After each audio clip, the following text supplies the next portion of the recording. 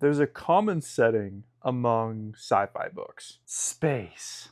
Now this makes a lot of sense because it's sci-fi. So you're probably on some alien, dystopian, or space. That is probably your setting. Now, believe it or not, I haven't read a lot of space books in my time, but I would like to. So the next kind of challenge video I'm going to do is reading space books. And weirdly enough, this was like one of the harder ones for me to pick what books I'm actually going to read. I found that there were so many space books and so many like very renowned ones that a lot of people have told me about that picking just 3 to read from was kind of difficult. But I came across 3 that I feel give me a decent range and kind of have different kind of plots. The first one I picked out was a 2001 Space Odyssey by Arthur C. Clarke. This one, obviously, it's a classic, and I felt the need to do that. Plus, I've also never seen the movie for it, and this is actually a film novelization because this was made alongside Stanley Kubrick's 2001 Space Odyssey. So maybe I'll watch the movie once I finish that. The next one I picked out was more of a character plot driven book, which I actually love those books. A lot of people complain about them saying they're slow. I just don't think you're looking deep enough, but it's The Long Way to a Small Angry Planet. That one really interested me with what I read about it. I saw some reviews that were like questioning, like there was this whole review talking about how it was really boring and the characters were boring and there was no conflict. But it's also very highly rated among a lot of people, so a little mixed, but I'm going to give it a chance and see what I think. Also, it's by Becky Chambers. This next one, super popular book. People love this book. I've been told to read it all the time. It's by Andy Weir, Project Hail Mary. I've been told that this is the space book. It's like one of the best written ones. My experience with Andy Weir is I've read The Martian. I actually didn't like it. I found it very boring and it was kind of a struggle for me to get through. So I'm hoping this kind of changes my view on him. But I suppose all that's left to do is to start reading. So here we go. See, I bet you thought I was going to cut to some compilation of me reading or something. But I've actually already read 2001 Space Odyssey. And by already read, I mean I finished it yesterday. I usually get a head start on some of these reading challenges, and I just kind of finished this one really quickly. But I didn't finish it quickly because it's one of the best books I've ever written. I'm actually I enjoyed it. I did not like the probably last fourth of this book. There were points in it where I actually loved it and I just kept reading, but it would lose me. How do I describe the synopsis of this book to you? I guess the best way to describe it is kind of how in this hypothetical world aliens have interacted with the evolution of humans. And we see this from as far back as like the Stone Age to 2001 in the future. And we see how these aliens have kind of included themselves in our lives and impacted it through manipulation and whatnot. I'm not going to give any more about that. I'm going to leave you a little maybe wanting to read it yourself. But interesting concept. The problem with it, as I said in the beginning, is it kind of loses you at some points, as it's almost getting too like trying to be profound, but it wasn't really profound. It was just kind of confusing at the end. But there's like parts in it that were like so cool, like this AI called Hal. Super interesting. That whole plot that went down with them, crazy. And I just kept reading. Like I almost wanted the whole book just to be about that single plot, but it wasn't. So I haven't had a book really do this to me in a while, where it's like some parts I'm like super slow reading it. Others, I'm reading it like 100 pages of it in that day, and then back to just being slow again. If this book was just those like AI parts, like I talked about, or just these kind of thrilling parts, this be a 5-star read for me. Those parts were so cool, and they did such a good job at writing that and keeping me hooked with it, but it wasn't. And for that reason, I'm gonna have to give it like a 7. Just a 7, dead on 7. I think it just really brought it down. Like I said, this was a 5-star read until these parts started happening. But I also understand this is a classic and it's written differently, and sometimes a lot of these sci-fi authors try to do something unique, similar with Philip K. Dick, for example. A lot of his books are like that, but you just end up kind of losing the reader, or at least just losing me. But I don't regret the read. It was fun, but I'm excited for the next thing, and we're going to do A Long Way from a Small Angry Planet next. More of a character plot driven, like I said. So we'll see how that goes. And this time, I'm actually going to cut to me actually being done reading that. So I'll see you then.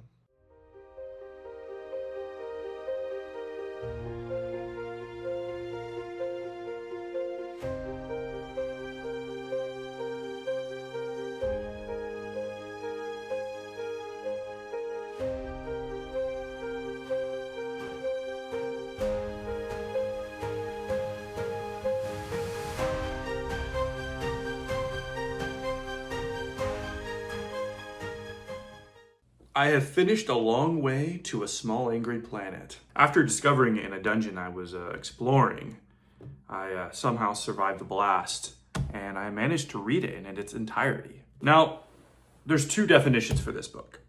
There's the one the book wants you to think, and it's what it actually is definition. Let me give you the one the book wants you to think. We follow this girl, Rosemary, and she's escaping Mars because of some trouble with family, something on her planet, right?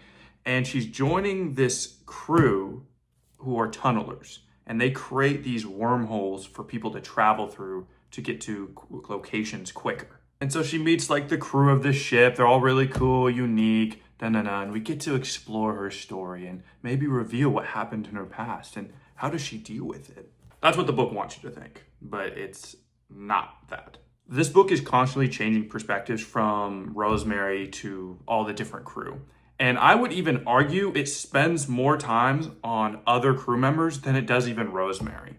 So the fact that the synopsis of this book talks about Rosemary as if she's like the main character actually doesn't make sense. But that's not a bad thing, because this was an awesome book and I loved it. Like I said, they're tunnelers, so they create these wormholes, right? And so the whole book surrounds this one contract they have to make a tunnel to this new alien species that this big government organization has teamed up with, and they need a tunnel to connect them. So basically the Wayfarer, which is the name of the ship they're on, agrees to this, and they decide to make a tunnel. So that's what this book spans its time doing, and we learn about our crew members, things that trouble them, what's their behaviors, what's their personalities, all that good stuff. Earlier, before I read this book, I talked about a review I saw talking about how there's no action, and like all the characters, they were super bland and everything, and there was just no conflict, and that's what this reviewer was talking about.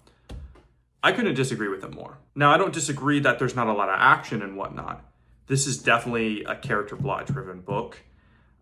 So it's kind of strange it being a sci-fi, like I mentioned. But what we get from these character plots and discovering these people is the theme of found family. This reviewer was like complaining about how all the characters seem to like just get along with each other and support each other. And that's so dumb, because like they're supposed to argue, right? That's like how any plot is driven. But it was extremely refreshing finally reading a book that wasn't just like the worst friends, the worst family. Like everything they gone through, each individual character, whatever they were struggling with, everyone had their back in the most realistic, genuine way. Like, God forbid, like characters get along and support each other. Like, not every plot has to be because people don't get along or they have to argue. There has to be a quarrel between them. So I absolutely loved reading about how each one of these characters, despite their flaws and the mistakes they've made,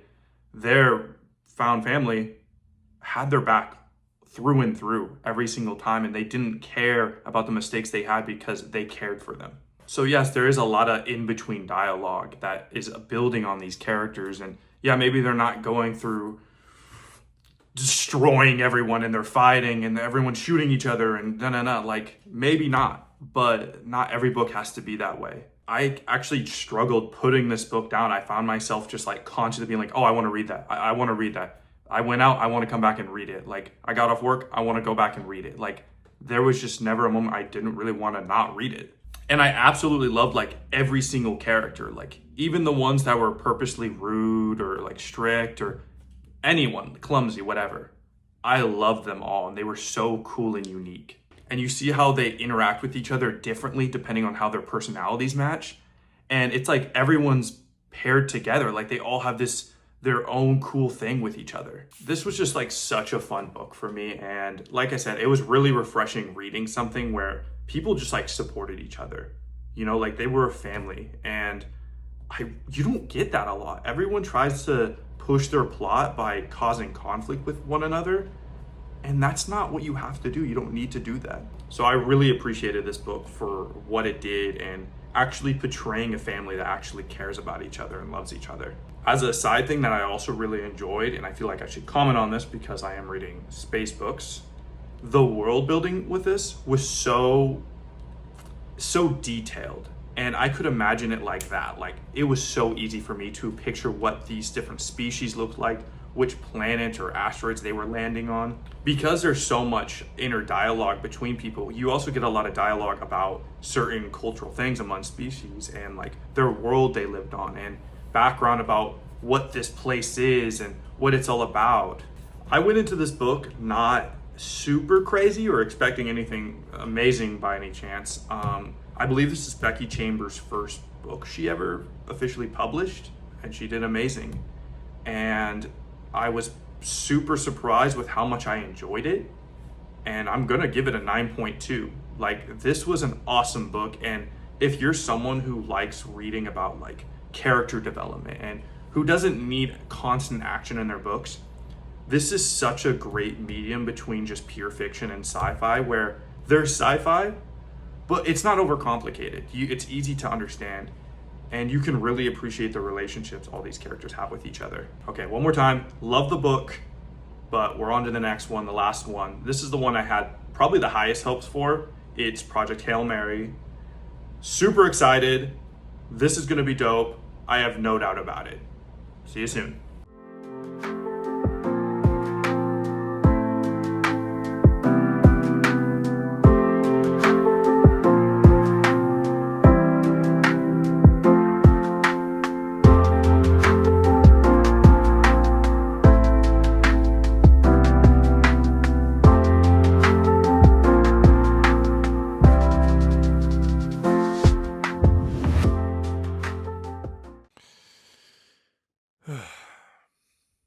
Over these past couple days, I've really got to know Project Hail Mary. You know, she's a lovely lady. Okay. Let me start off by saying I really enjoyed the book. If you don't know Project Hail Mary, it's one of those stories that it keeps going back in time and then forward in time, and you basically collect the story by getting, kind of flashbacks. So you are Ryland Grace, Dr. Ryland Grace, and you wake up in a spaceship and you're on a bed and you see two of your crewmates who are obviously dead. You don't know your name, you don't know why you're there. All you know is you're on some sort of spaceship. So throughout the book, Grace finds out about why he's there, what's his name, and his crewmates, everything. Just what's going on with everything. Now, when I first was reading this book in the beginning, I wasn't thinking anything special about it. I was like, oh, like I heard this was like really good, and right now it felt very average. But there was an introduction of another character. I'm not going to tell you who this character was, but when they were there, it changed everything. And I think part of the reason I loved it so much was because it was a friendship and not a romance. So many books, and there's a reason for it. I love reading romance and other books, but so many books just have romance, and you don't often see a lot of friendships highlighted in a lot of books. This one, though, was completely about friendship, and it was so fun. Like, I literally was just watching two buddies get to know each other and mix so well with their different personalities. And they both have their own strengths. And while I can't tell you the specifics of their friendship, there's factors in it that make it so figuring each other out is really unique. Basically, it's not a normal friendship. I'll say that. but you see them figure things out together. You figure out that they're there for the same reason and they have the same goal. So they end up working together and it goes from there. And it kind of felt like it was a sci-fi, right? But it also felt very mystery. Like you're figuring out with Ryland Grace what's going on. And so you're unraveling the story of why. And that's a really cool thing to see in a sci-fi book. Also, I feel like I have to mention this. At the time of me recording this, I had finished the book and the trailer for the movie came out the day of. That's quite the coincidence, bud. And we got my boy Ryan Gosling playing Ryland Grace. I know it's going to be a banger. Anyways, really enjoyed the book. If I had to compare it to these last books I read, the space part was a lot more limited because most of the book takes place in this one kind of area of space, while these other ones are actually traveling. So the environment's constantly changing, while here you're kind of seeing the same stuff. I'm not complaining, though. It completely makes sense for what the plot was and what they were doing. And it was also similar in that there was more action than A Long Way from a Small Angry Planet, but it also was still very, into the idea of who these characters are and other characters that you figured out in the flashbacks, for example. Also, I feel like I should mention this. Andy Weir, he wrote The Martian, right? I mentioned earlier on in this video how I read that and I wasn't the hugest fan.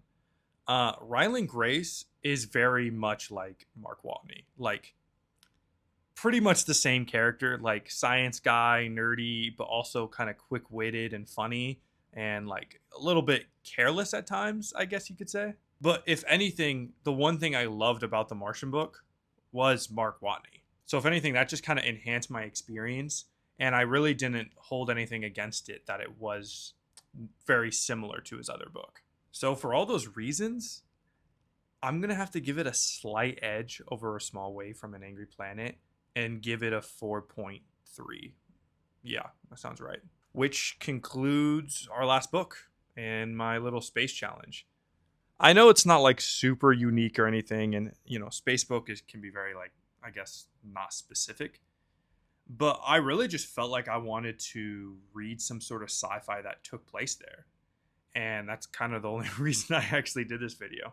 I mean, space is just such an interesting setting, and we'll probably as humans never experience that in our lifetimes. So when you read about it, it's fascinating knowing that this is real, but you probably won't see it yourself. At least you probably won't be in it, I should say. So this challenge was super fun. I really enjoyed myself. All these books, even 2001 Space Odyssey, even though I ranked it the lowest, I had a good time reading them all. Project Hail Mary, A Small Way from what the hell's the name of the book? A Long Way to a Small Angry Planet. I mean, it's kind of a mouthful. I really loved both those books, and I think they're going to be in my top books probably of this year. I mean, definitely in top of sci-fi at the very least. All right, but I appreciate you guys watching once again. Love doing this. This is fun. Lovely time. And I guess I'll see you in the next video. Peace. I don't know why I do that every single time.